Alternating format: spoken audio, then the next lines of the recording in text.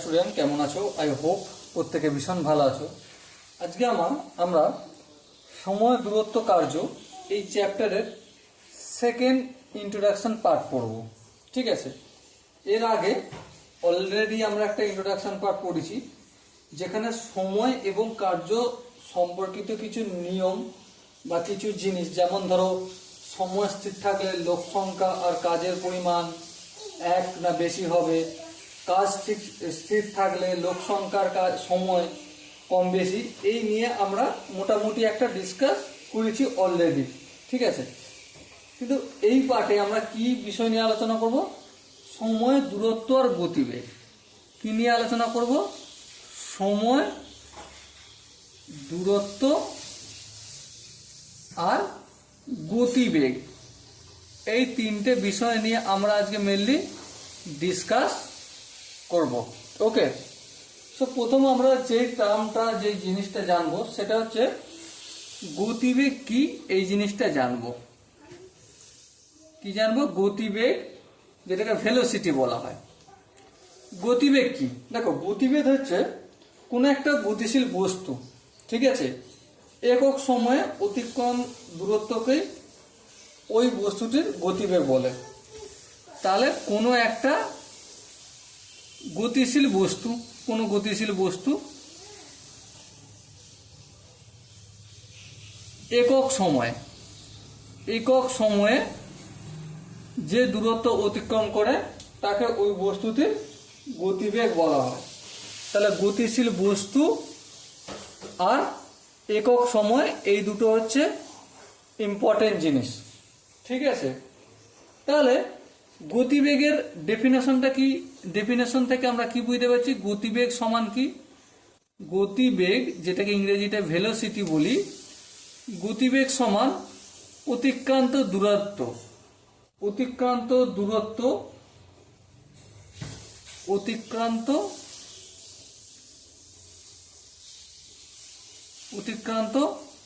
দূরত্ব বাই সময়।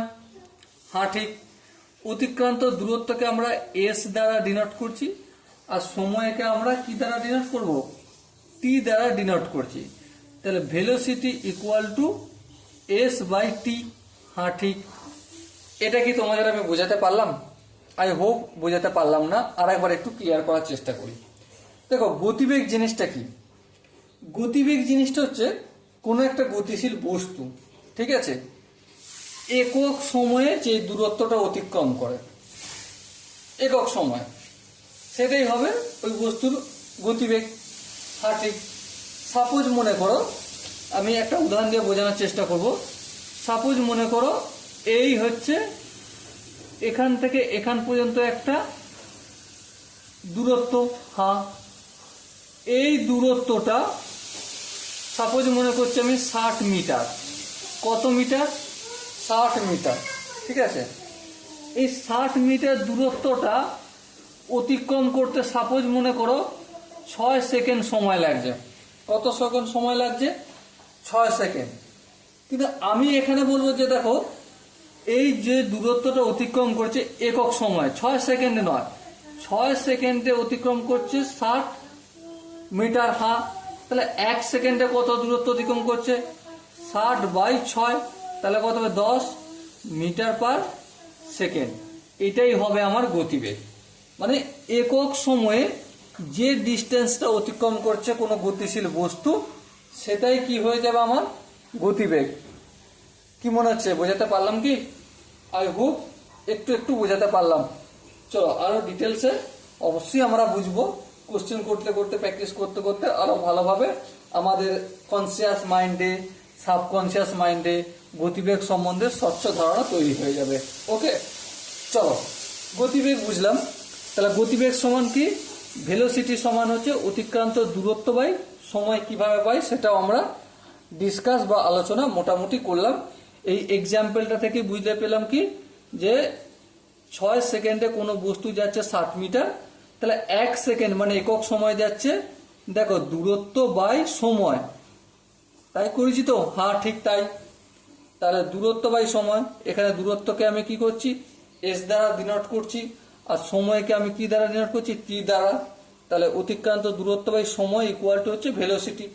এই জিনিসটা স্টার মার্ক করে রাখছি। এই জিনিসটা তোমাদের বহু জায়গায় বহু প্রবলেম সলভ করতে, শুধুমাত্র অঙ্কে নয়, ফিজিক্স বা ভৌত বিজ্ঞান সলভ করতে তোমাদের কাজে লাগবে।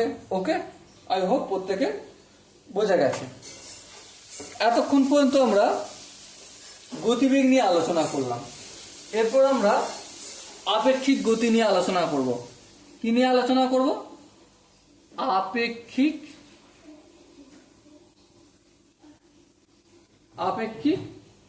গতিবেগ। আপেক্ষিক গতিবেগটা অ্যাকচুয়ালি কি জিনিস দেখো। দুটো চলমান বস্তু, সাপোজ এটা একটা চলমান বস্তু যেটা এই সাইড থেকে এদিকে যাচ্ছে, আবার এটা একটা চলমান বস্তু যেটা লেফট হ্যান্ড সাইড থেকে একটা রাইট হ্যান্ড সাইডের দিকে যাচ্ছে, আর একটা রাইট হ্যান্ড সাইড থেকে লেফট হ্যান্ড সাইডের দিকে চলমান বস্তু যাচ্ছে। ঠিক আছে, তাহলে এই দুজনের মধ্যে গতির যে তুলনা করা হবে সেটা কি হয়ে যাবে আমাদের আপেক্ষিক গতি। একটার সাপেক্ষে অপরের, সাপোজ মনে করো এই বস্তুটার সাপেক্ষে এই বস্তুটার গতি আলোচনা করা হচ্ছে। এই যে একটা বস্তু বা একটা গতিশীল বস্তুর সাপেক্ষে অপর একটা গতিশীল বস্তুর গতি বেগ বোঝানো হচ্ছে বা তুলনা করা হচ্ছে, তখন সেটাকে কি বলা হবে? আপেক্ষিক গতি। ঠিক আছে, এবারে হ্যাঁ, এখানে একটা বিষয় ধ্যান রাখতে হবে, সব সময় যে দুটো বস্তু চলমান হবে তার কোনো নিশ্চয়তা নেই। হতে পারে একটা স্থির আছে অপরটা গতিশীল আছে, এরকম হতেও পারে। ওকে, আই হোপ আপেক্ষিক গতি সম্বন্ধে মোটামুটি একটা ধারণা তোমাদের ক্লিয়ার হয়েছে। যখন এক্সাম্পল কোশ্চেন করব, যখন ইলিস্ট্রেশন করব বিভিন্ন রকমের, সেই কোশ্চেনগুলো ডিসকাস করবার সময় আমরা আরো ডিটেলসে আপেক্ষিক গতিবেগ সম্বন্ধে জানতে পারবো, শিখতে পারবো। ওকে, চলো এরপর আমরা একটা কাজ করি। সময়, দূরত্ব আর গতিবেগ এদের মধ্যে সম্পর্ক কি এটা আমরা তৈরি করি। কার কার মধ্যে? সময়, দূরত্ব আর হচ্ছে গতিবেগ, এই তিনজনের মধ্যে সম্পর্কটা কি? দেখো, এই তিনজনের মধ্যে একটা সিম্পল সম্পর্ক জানি। কি জানি? V equal to S by T. এই একটু আগে আলোচনা করেছি আমরা। হ্যাঁ, এই একটু আগে আলোচনা করেছি। তার মানে কি? ভেলোসিটি ইকুয়াল টু গতিবেগ ইকুয়াল টু অতিক্রান্ত দূরত্ব বাই সময়। এটা তো আমরা আলোচনা করেছি। হ্যাঁ ঠিক, এটা আমরা আলোচনা করেছি। এবারে এইটার জানার পর সময়, দূরত্ব আর গতিবেগ এই তিনটের মধ্যে গল্প আলোচনা করবো। সাপোজ মনে করো সময়টা স্থির থাকলো। কি করলাম? সময় স্থির। তাহলে সময় যদি স্থির থাকে তাহলে দূরত্ব যদি বাড়ে, ইনক্রিজ হয়, তাহলে কি করতে হবে? একই সময়ে ওই দূরত্ব পৌঁছাতে গেলে গতিবেগটাকে কি করতে হবে বলো? অবশ্যই বাড়াতে হবে। তাহলে গতিবেগও কি করব? আমাদের বাড়বে। বোঝাতে পারলাম কি? সাপোজ মনে করো তুমি 1 ঘন্টায় তুমি তোমার বাড়ি থেকে স্কুল যাও, ঠিক?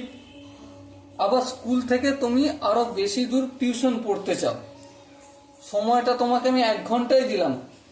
1 ঘন্টা এখান থেকে এখান পর্যন্ত, তোমার বাড়ি থেকে স্কুল পর্যন্ত যেতে, এটা হচ্ছে স্কুল, ঠিক আছে? আর এটা হচ্ছে তোমার বাড়ি। যেতে কতক্ষণ সময় লাগতো? 1 ঘন্টা সময় লাগতো। হ্যাঁ ঠিক আছে। এবার সাপোজ মনে করো স্কুল থেকেও দূরে হচ্ছে তোমার টিউশন, তাহলে এখান থেকে এখান পর্যন্ত তোমার টিউশন। এবার একটা কথা বলো, এখানটাও যেতে সময় লাগতো 1 ঘন্টা, আর এই যে বাড়ি থেকে টিউশন এর দূরত্বটা আমি বেশি, দেখো ছবিতে দেখিয়েছি, এখানটাও সাপোজ 1 ঘন্টাই লাগবে। হ্যাঁ ঠিক। তাহলে দূরত্ব বাড়ছে, তাহলে যদি এই একই সময়ের মধ্যে পৌঁছাতে হয় তাহলে আমাকে কি করতে হবে?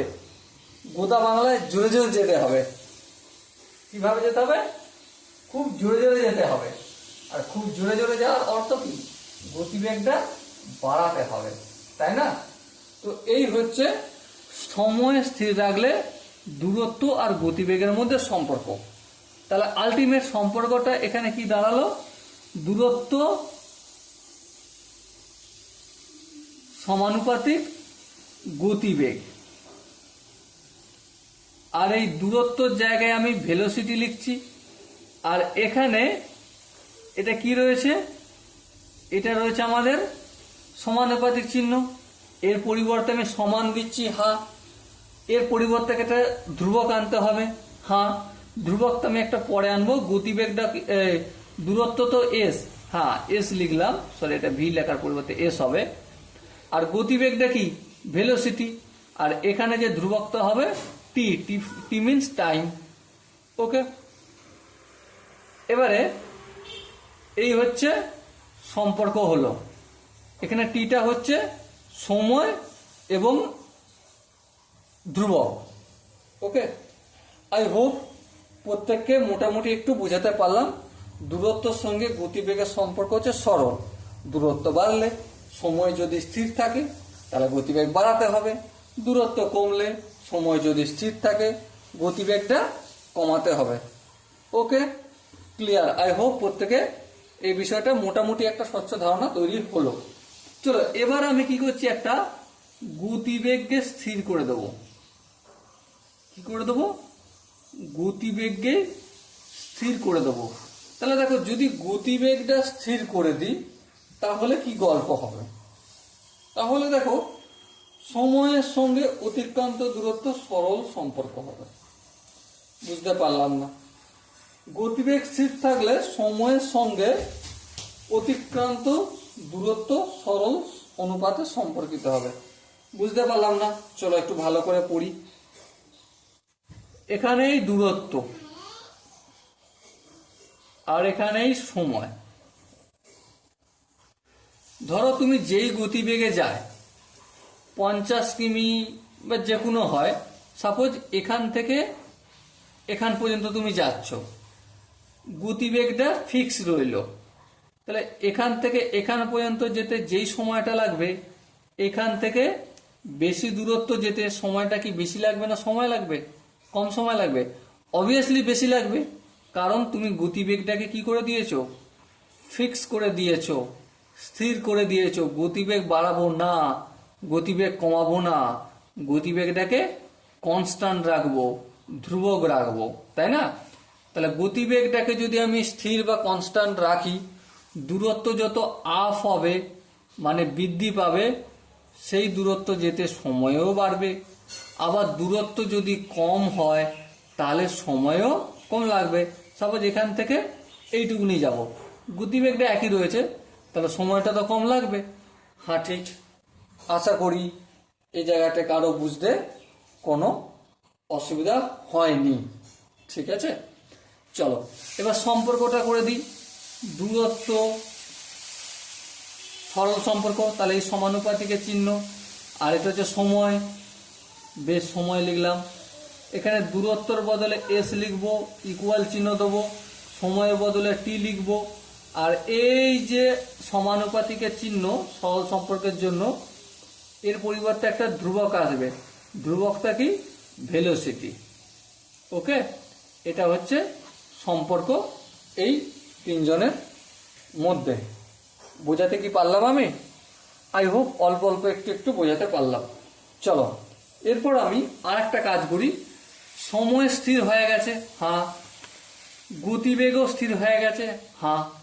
এবার আমি দূরত্বকে স্থির করে দিই। কাকে স্থির করব? দূরত্ব স্থির।